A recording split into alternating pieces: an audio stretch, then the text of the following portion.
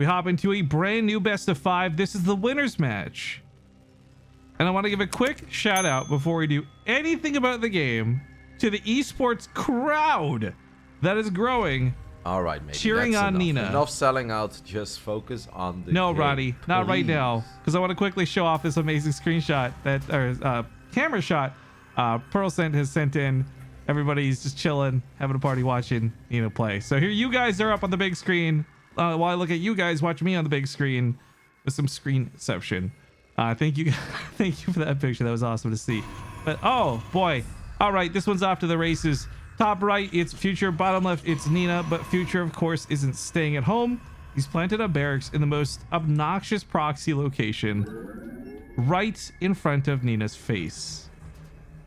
This could be very unfortunate for Nina. We'll see how she handles it. She's building in a way that's supposed to block out Reapers, so if it was Reapers, would help limit the area they could come into the base from, but Future might just walk right in. Bunker might go down here as well, but it is 2 gases, so I have to suspect that there's going to be a factory at home and a Reaper coming out of this bad thing. Because no matter how well prepared a Protoss player is, and Nina's good at reacting, you still have to build a Zealot to reduce this damage. And there's no reason to think about building a Zealot unless she scouts it. She doesn't scout it. She takes the Nexus. Oh my god, no way. Okay, now sees it. Oh my god, that little blip though doesn't see the bunker coming down behind the mineral lines. Oh my goodness, so obnoxious. Ham, by the way, don't think I didn't see it. Thank you very much for gifting those subs in the chat. If you guys just got a sub from Ham, make sure you say thanks. I'm calling you out, Black. Good to see you today, by the way. I didn't know you were in chat today. What happened? Okay, I don't want to do another big recap, but if you guys missed out, Silky forfeited. That's it. We'll talk more later, because this game is going to get hot. The probes being pulled away to deal with the Reaper is itself damage being done. It's significantly less mining going on. Not to mention the fact that at any point this Reaper may kill 1 or 2 probes. Now, typically, if there's no Zealot defender for this Reaper picks up 2 to 4 probes, depending on how things go. But what's interesting is with this bunker having been placed over here, a Marine normally has no place. The Stalker would kite it down, it would die for nothing. But with the Marines going into the bunker, this Nexus is actually under granted a very small amount of pressure, but pressure nonetheless, meaning Nina has to engage this. It can't simply ignore or kite away. So this is a situation where Future has really turned the pressure up. There's a Cyclone following this up. There's a command center on the way, so it's not even super duper all in. I love the idea of the Stalker trying to catch the Marines going to the bunker. The Reaper heads back to the main base. This has now killed 3 probes, 4 in total. Pretty nice amount of damage done. But with the shield battery finished up, the Nexus can overcharge the shield battery, and that shield battery can take that Nexus back to full HP. There's no world where this Nexus should die. But my concern is because the shield battery overcharge ability is new, Nina may not be thinking about even needing it. I would probably rather spend the energy on like a chrono boost. But can we just talk for a second about the juke micro that's going on right now as Future continues to repair the bunker? He's been hopping inside, and every time those Stalkers waste a shot and miss the SCV, it's the difference if that Stalker even dying or not. The bunker dies without a salvage. That's unfortunate. The Marines are going to get cleaned up, but Future completely disrupted stuff on this side of the field. And back at home, as I mentioned, he wasn't all in. He took a command center. He's built a Cyclone. Any counterattack that comes down the middle of the map won't cut it. Cyclones are the best early game 1v1 units. 2 Cyclones versus 2 Stalkers, the Cyclones win every single time.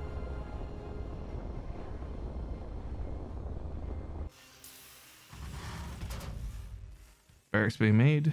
Production will continue down the route of bio. And we should have a Viking finishing up shortly. Who's everyone's favorite StarCraft caster? And then people get sad that nobody named me. But that's because everybody here knows that I'm a field reporter. And nobody cares about labels or who your favorite streamer is. Thank you, guys. Now, even with the shield battery topping these up, it's going to be a little bit difficult. Cyclones, there's no fighting them outside the range of this gateway, hey, essentially. Could you find it in your heart to cast the game? I absolutely can. Logan X, thank you for the 13 months. Back at home, a bunker was made, and I believe this is entirely just to play safe, not to play scared. With his Cyclones out on the field, there's not really a lot for Future to be really worried about. Anything that comes at him, he should be able to handle. Now, granted, what Nina is doing is terrifically Nina. This is such a staple thing for her to do. Granted, in the past, it was Colossus. I've been watching her do this ever since like Wings of Liberty, Heart of the Swarm type era. But nowadays, it's a Disruptor. And regardless of what it is, oh my god, it relies on the Warp Prism. Oh, you sent the Disruptor shot. Do you have any idea how difficult that is to do? The Disruptor fires so quickly. But this recall saves the Disruptor, kills her Warp Prism, which in turn kills her attack timing. So while this was really cool, the investment here is sort of wasted because Warp Prism's speed was part of the build. Gravitic Drive is going to benefit Nina for the rest of the game, don't get me wrong, but she's not going to hit the timing to kill things the way she wanted to. And that cycle gets the Observer too. Oh my god. This is so wild to me because Nina just played such a phenomenal game versus Silky in 2 matches back to back. And then versus Future, now Future's the one making Nina look a little silly. At least so far. But in fairness, there's been a lot of weird substandard stuff going on. And Nina's been adjusting to it, I think, very well, all things considered.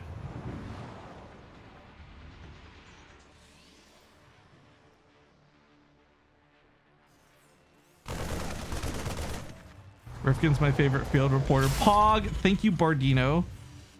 One time I'll allow mod spam. No, it's bad when you, okay, so sorry, I'm gonna talk about non-game stuff for a hot second. These questions are kind of like loaded, and I think in most situations, in most like categories, if you were to ask what's someone's favorite unit, there's no judgment with it, right? But when you ask who someone's favorite caster is, oh, there's so much to consider, and it's really stupid. I don't think it's a very good question, but I think a better question would be like, hey, I really like Artosis. Who do you guys also like? Because when you ask who someone's favorite is, it creates judgment without even like anyone answering. So I see these questions pop up on Reddit all the time. People troll about it too. Like it's not a bad question. It's just always asked so poorly, I find. My answer is probably Tasteless and Artosis though. And if I have to pick one over the other, Artosis.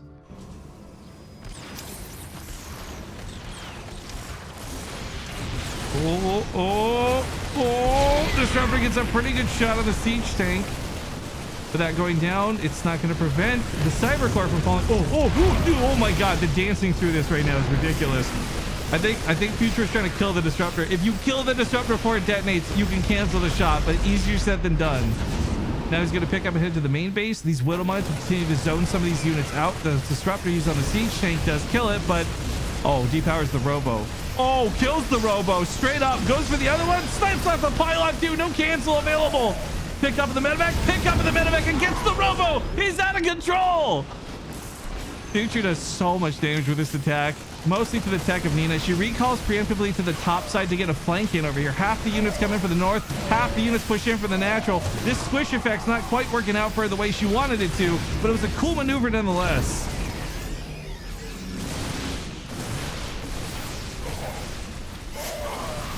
Oh yeah, there's no armory. So the Widow Mines don't have indefinite stealth. Oh, no way. If Future gets +1 armor tonight, this is big. There was past tense a situation where Nina could fall back to Zealots and rely on those with armor and charge. But with that armor upgrade being reset, the Zealots are no longer nearly as powerful as they're supposed to be. And the follow-up's double Robo to make up for it. But, you know, the resources lost is traded fairly even up to this point. So Future's not definitively ahead, but he's winning a lot of these battles.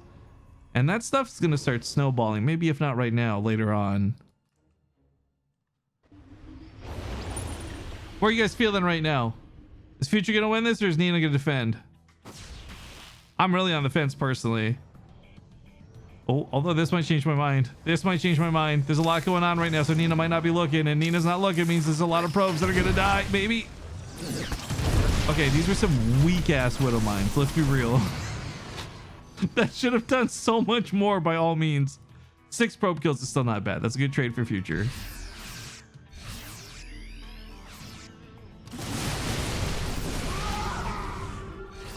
Liberation zone set up. Disruptor fires through them. The Ghost Academy is coming up, so we're going to see some enhanced shockwaves at some point. 2 sentries are sacrificed there. That was a mistake. That was a no-hold position mistake.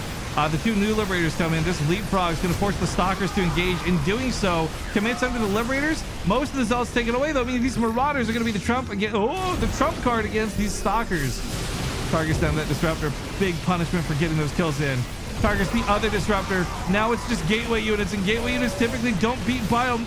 Well, you get enough Zealots, maybe, but cutting this back shouldn't be too problematic. There are concussive shells.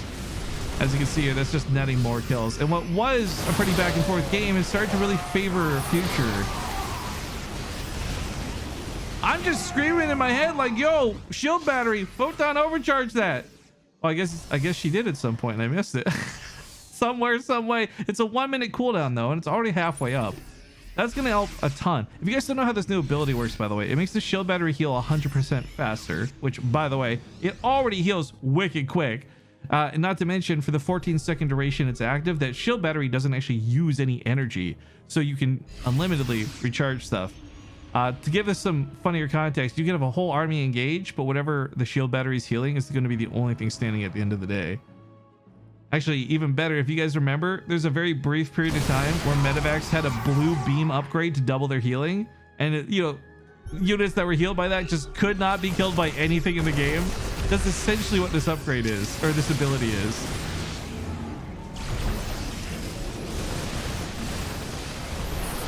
Oh. A little awkward getting caught over here in the force fields, but the Colossus can't really push him to engage. Liberator comes in from the backside. Stalkers immediately blink over to position to deal with it. In doing so, allows the bow to break free through these force fields. The Ghost gets sacrificed in the front line, but not before EMPing a majority of Nina's units. Photon shield battery overcharge is available. Not necessary, though. Stalkers are picking off the Medivacs, but the Stalker blinks are on cooldown because they blink forward to the Widow Mines, and these Marauders kill some more. Oh my god. Be still, my beating heart. This game. Aggressive and crazy from the get-go. Planetary fortresses set up. Third base is the orbital. Future's got a pretty good rally coming down the middle of the map. I will say his production feels like maybe a couple more barracks would be great, but his macro's been on point. His army supply is huge. I can't fault him for what he's doing.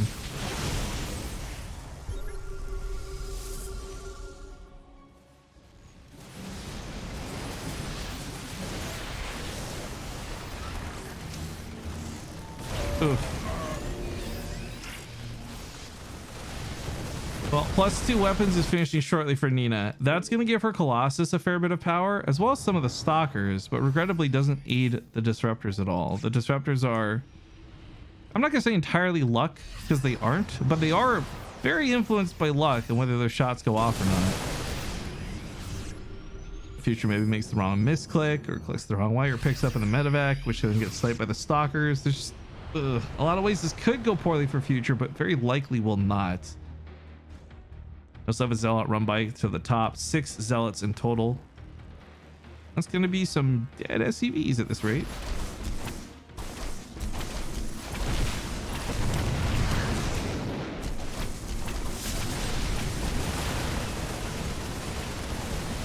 Just talking about favorite maps. You know, I'm trying to find a map maker right now. I want to commission a map.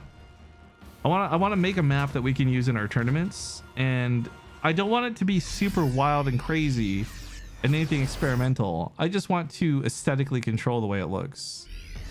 So I put a tweet out earlier, but if you guys know any map makers, I know a lot of people tagged that one girl, but if you guys know any map makers, I'm just looking for everybody right now because I don't really know who's still active. Because map makers, I'm not exactly social creatures, I guess. I don't see them on Twitter all the time. I don't know how to describe this better. I don't know who's active and who isn't. But I'm hoping we can make a cool map. That'd be awesome. Because we did that back in the day. Avex had that one map we played on all the time. That's really fun. Ooh, quad drops. We're looking for the main, but scans ahead and sees the Stalkers. That's a big nope. Accidentally setting up a concave over here. The Ghost dives in way too deep. Future gives that bad boy away. That was an expensive thing to misclick up the ramp. More command centers are coming down though. I mean, 4 bases to 3 is already pretty favorable for Future. You know, he's been maxed out for a lot of this, but I'm more concerned about Nina starving out. You know, the thing about Protoss is when they chrono boost probes out, they get them out for the early game economy, right? Spikes up for the Protoss, but then starts falling apart as the Terran get mules and macro themselves.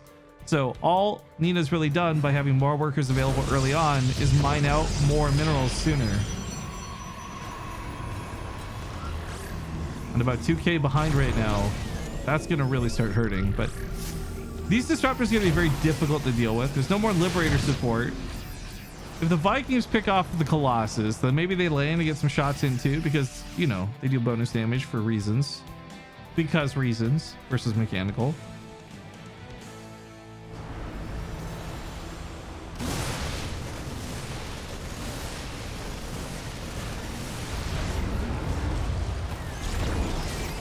The nice thing about Nina is she has so many disruptors that she can pretty much fire them relentlessly and effectively have no cooldown. But the downside is there's 29 Marauders. And if you guys haven't played this matchup, or maybe you're just going back to StarCraft recently, these are units.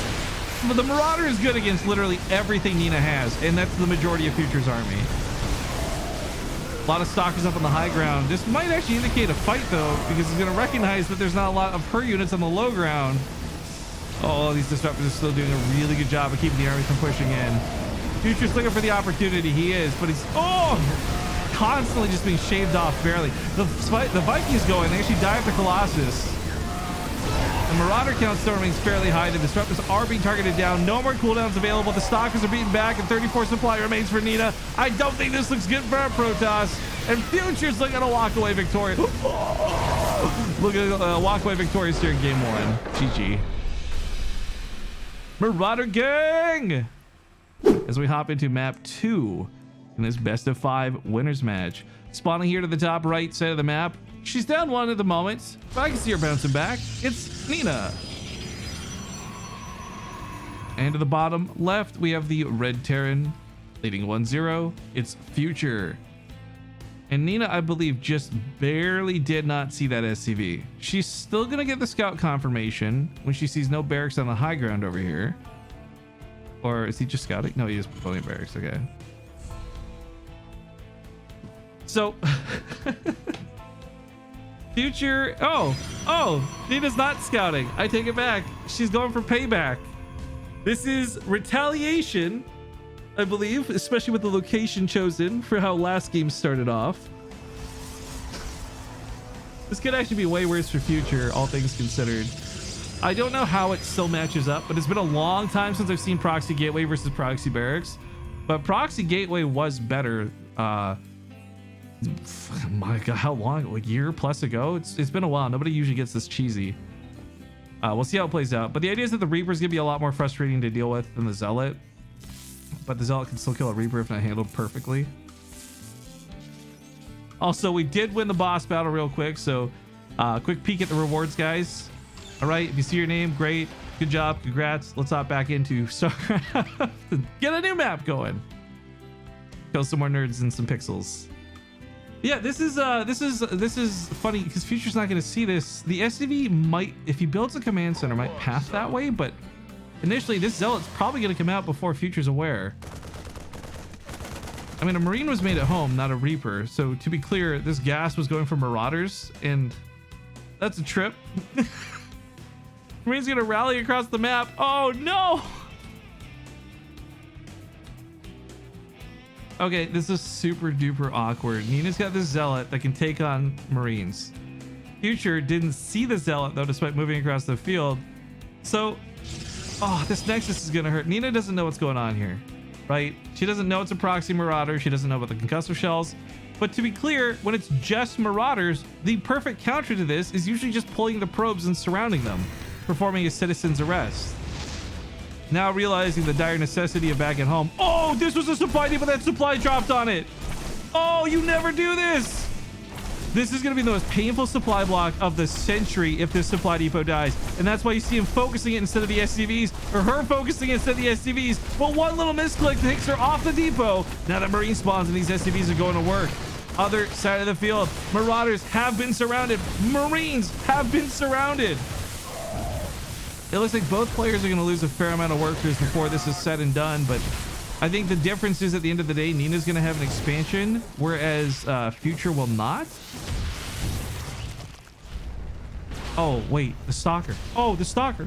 Oh, that's it. That's the biggest supply block you've ever seen. I mean, okay, it's not a supply block yet because workers died. But if no workers died, that's the biggest supply block ever. Either way, it's enough for a tap out. GG. Nina wrestles victory in game 2 away from Future. It's game number 3. Things have tied up now, 1 apiece. Spawning here to the top left side of the map, we have the blue Protoss, Nina. And she has managed to tie things up with some cheese. I guess she's going to continue it maybe? Or she's just looking for proxies. Bottom right, it is the Red Terran Future.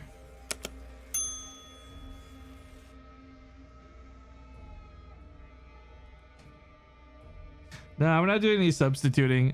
Sometimes we do substitute players in, but that would have to have been before the group started. The fact that Silky already played a match out, the winner's match was determined, like subbing somebody in now makes no sense. So unfortunately, and regrettably, the best choice is just to accept the walkover for what it is. Be very sad that we had 2 of these in the tournament between Special and Silky, and just try to our best just to move on. I really hope in the round of 8 that won't be a problem anymore, because round of 8's prize money. And I guess that's a good thing to talk about here for the winner's match, because it's not just about who gets through, moves on to the round of 8. Our tournament, which we haven't talked about much for, has a prize pool of $1,000 and pays out to 8th place. So getting out of this group doesn't just put you in the round of 8, it puts you in the prize money.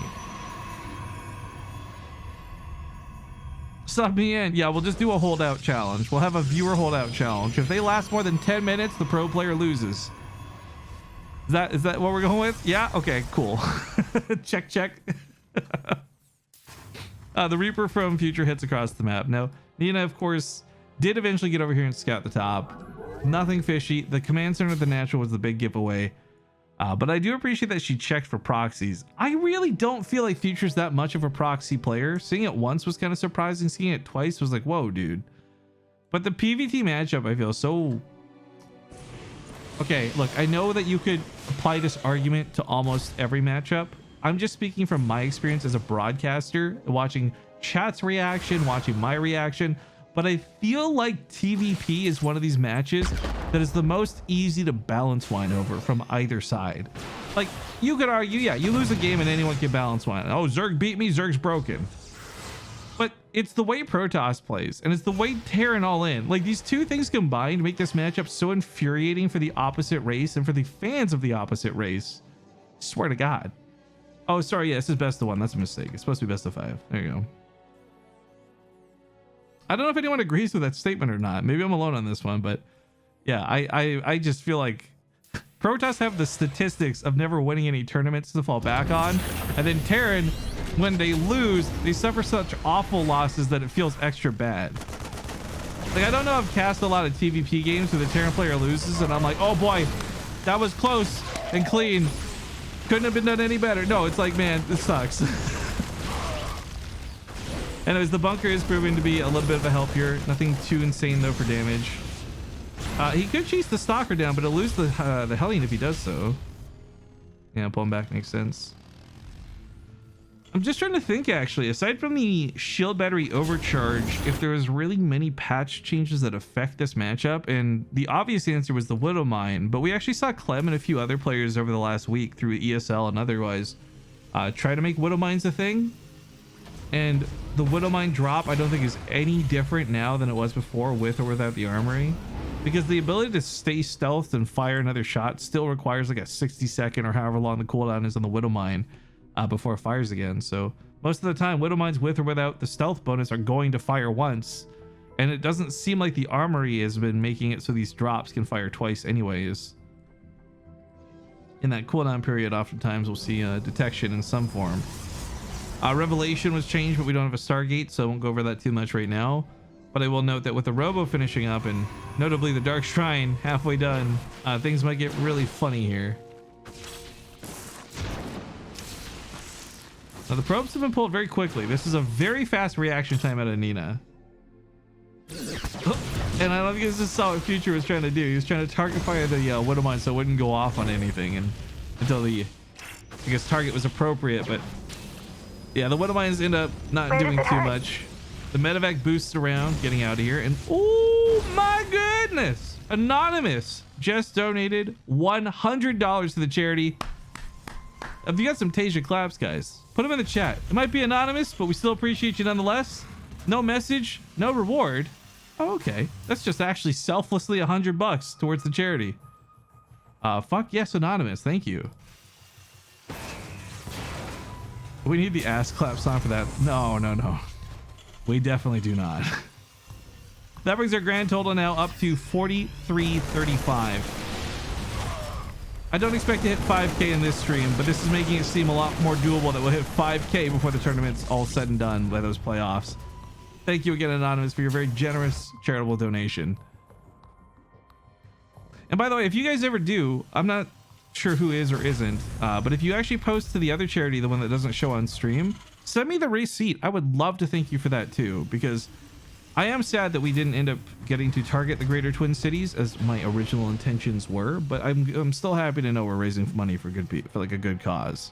This isn't some like one of those breast cancer awareness campaigns where it turns out like 80% of the budget goes towards marketing. We did our research on United Way. They seem like a good organization, and they've got some pretty reputable standings too, which is nice. Anyways, droning on a little bit too much about that. We got a really sick timing for this push out of Future. He's gonna have +1 weapons and stim pack. Concussive shells is kind of negligible because with stim, this whole army can fight and won't get kited around by the stalkers. Oh, Nina's stalkers almost grab a medevac right off the bat though. That would have been sweet. But there's a lot of damage output here for Future, and Nina, I guess with the Colossus, might be able to deal with this Marine count, but again, so many Marauders are brought with this. The Colossus can't just walk in here like it normally can. And if it does, it risks getting killed. Widow Mines grow to the front lines. If these fire off, they're kind of like many EMPs. Oh, but they got the Colossus. Oh! Bigger they are, harder they fall. Marauders on the ground don't seem that spectacular, but they are trading out as he juggles them in the medevacs. Future's putting the... Oh, he's turned the skill dial up to 10. Nina wishes she had her own Warp Prism to do this with too, but Blink's gonna have to make do for the time being. However, in blinking back, gives up DPS. Marauders get healed up fuller, and this army just doesn't seem like it's ever gonna end. We do have some big reinforcements though. The probes are pulled, some zealots in the mix. Unfortunately, Marauders can't face tank zealots the same way they can these stalker shots, so it looks like Nina will salvage the defense on this one. And what's really noteworthy is Nina's maintained a probe lead through this. So Mo money, it's not Mo problems. Mo money is less problems. And Nina's gonna have more money. At least outside of mule drops. As you guys can see though, mules drop like crazy in the natural. Third base is halfway finished up. Future won't be too far behind for too long. But for now, Nina should be able to outproduce him.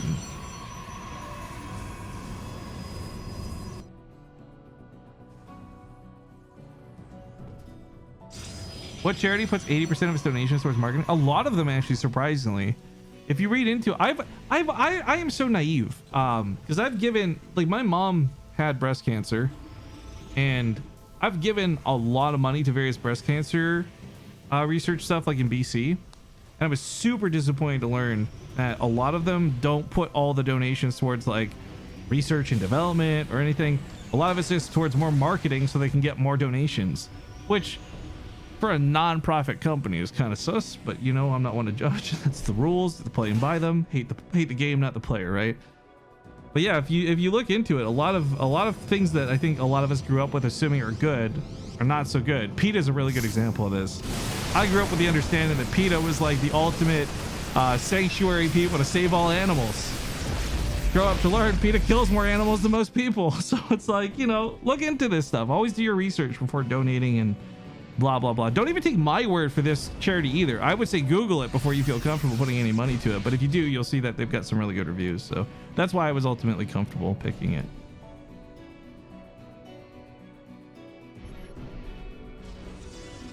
Anyways, that's not super important. What is though is there's three big attacks mounting up right now. 2 Liberators head to the natural base. They'll probably secure a landing zone for the 2 medevacs that are floating right nearby. Base of the top right is going to get canceled out, and these 4 medevacs are a huge amount of damage. At least if they unload their cargo. Ooh. Guys, why do they put cargo in ships but shipments in cars? What's up with that? Oh, just barely not going to get the robo. No deny here for the double production, but the Widow Mines remain down for a little bit longer. And while this attack may have not worked out so well, down to the south, there's still 2 medevacs loaded up. And if Nina moves out of the base or chases these, that'll be Future's time to strike. Dude, War Puppy. True, though. True.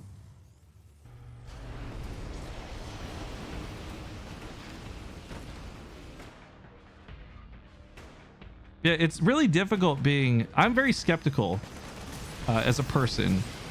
And cynical and sarcastic and negative. But anyways, the point is, if I am putting my trust in something, I don't want anyone else to just because I did.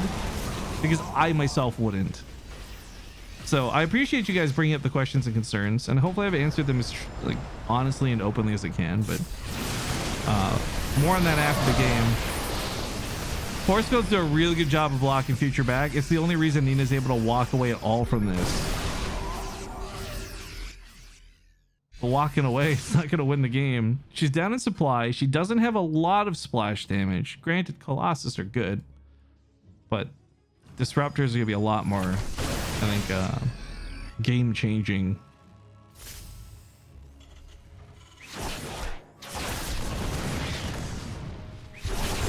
Alright, scans go down. These DTs are barely gonna... Well, one of them makes it out. Base over here. Oh, letting this finish up is bold. Letting this finish is very, very bold because I don't think there's any saving it. So that's just 400 minerals wasted for poor Nina.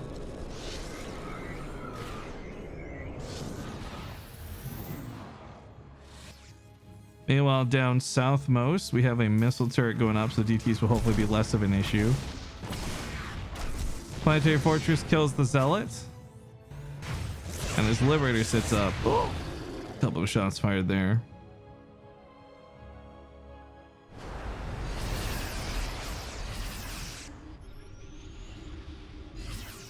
As this army pushes down towards the third base, there's not a lot to defend it. This should be a pickoff. That's 2 dead Nexus, and everything I'm seeing out of Future right now is giving me old school Pult vibes. Where he's just handling this really well. But hopefully it doesn't go full Pult where he leaves the game to play TFT. Oh, makes me so sad. But yeah, we had the Pult Viking earlier, the Nexus snipes here. I'm liking Future a lot this year, and I liked him a lot last year too. I'm really waiting for his breakout performance. Because I feel like Future is fairly close to doing what Neeb did and going from just being like a really well-known good player to being a guy who wins tournaments. But he's not there yet. Commander lifts to the main base. If the SCVs survive, great, but I don't think anything down here is going to live. SCVs may survive if they hide in the corner. Oh my god. Oh, the shot's going over the left side, and the Disruptor takes out the Ghost, but they already launched their EMP, so mission accomplished for the Ghost. Marauders now concave on everything else, and that collapse will not be stoppable. This is a single Disruptor that might fire off, but the Zealots are not going to save the day. The Stalkers have died, and all of this for 22 SCVs and a CC? I don't know if that was worth it. Now there's going to be a counterattack, and Nina should have a few more units warped in at home, but this is going to be a significant supply disadvantage. Oh my god, that drop-off is unreal. This is the army graph, not the income graph, just to be clear. Oh, Lord, Lord, Lord. These Disruptors are looking for some big shots. They're not quite getting the money shots. Vikings land on the ground with the reverse screw lander maneuver. Starts taking out these Stalkers. GG. Future secures victory in game 3, giving him a 2-1 lead over Nina. All right, welcome back, everybody. We're hopping into another game. Let me turn the sounds back on and continue this best of 5. So, I'm sorry to repeat myself so often, but there are no people coming and going. Before I do the intros really quick, this is the winner's match. If Future wins, then he's out of the group in first place, and Nina will fall to face off against Cham for the final match of the day. There is sadly no loser's match because of Silky's forfeit, so this will go directly to the group finals after it's done. Spawning here to the bottom left side, the map Pillars of Gold, we have the red Terran leading 2-1. It's Future. And at the top right, his opponent, the blue Protoss. She's Nina, player formerly known as Puck. That game was, I will admit, a bit closer than I thought it was going to be. The Marauder concave towards the end though just really solidified my thoughts about TvP. Just like when you win really one-sidedly, and I think that goes hand in hand with what I was trying to describe earlier. Is I think the why this match is so balance wine heavy, right? Like when you lose a Zerg game because you either got overwhelmed or you lost a Mac, or you know what you did, but it's usually not like super duper ridiculously one-sided. Although granted, I could complain about Vipers for 8 hours. I would filibuster the Senate with how much I hate Vipers if I could, but I'm not a politician. But regardless of my own complaints, the thing is, I think in TvP, like when you win big, and that last game was a really good example of that. And it's gonna be infuriating to let stuff like that happen. Plus, Nina made some pretty good decisions. I really like the disruptor play, but disruptors are always I don't want to say hit or miss because that's kind of cliche. I guess they never miss, huh? But they really can be game changing in both good and bad ways, depending on whose perspective you're looking at.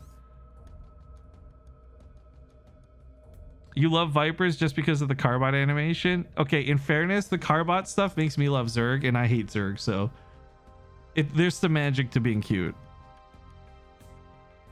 The floor now recognizes Senator Riff Kuhn. Yo, by the way, 47 is, I hate that thing you drew. Our YouTube guy showed it to me this morning. You son of a b****. I can't believe you made me wear a banner. It says I Heart Protoss. I almost threw my computer out the window. Let's see it. I don't know what it's being used for, so I don't want to show it on stream.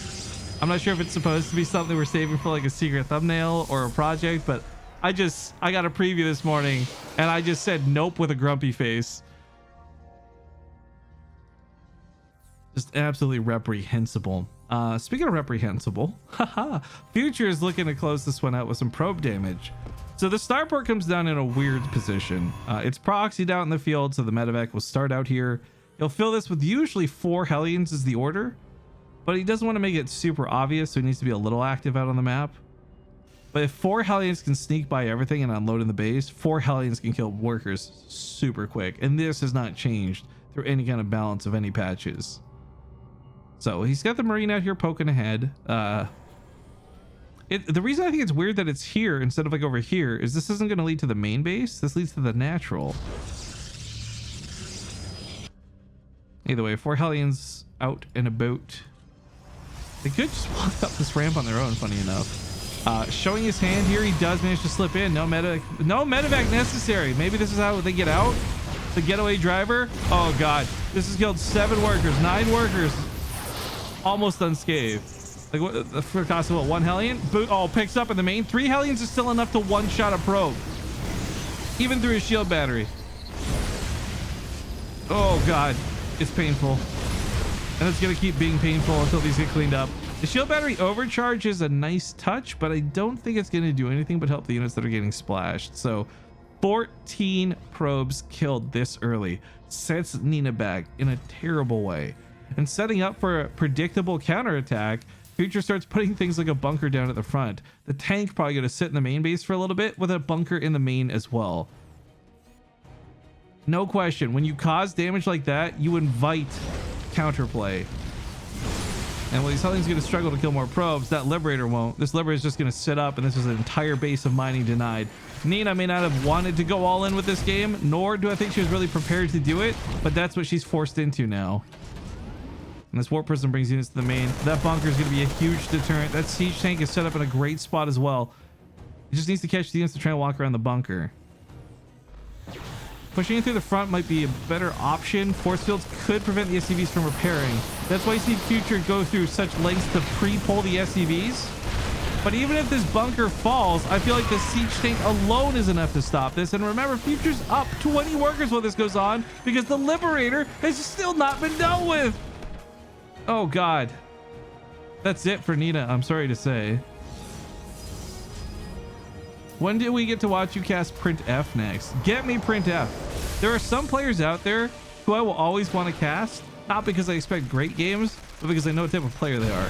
Printf and Florencio are in this category. All the warpers and micro in the world sadly won't make up for the difference in what's happening here. GG. Nino will tap out, and Future will succeed the group in first place, securing his spot in the round of 8. And being a Terran player too, because we're fairly short on those, makes me extra happy.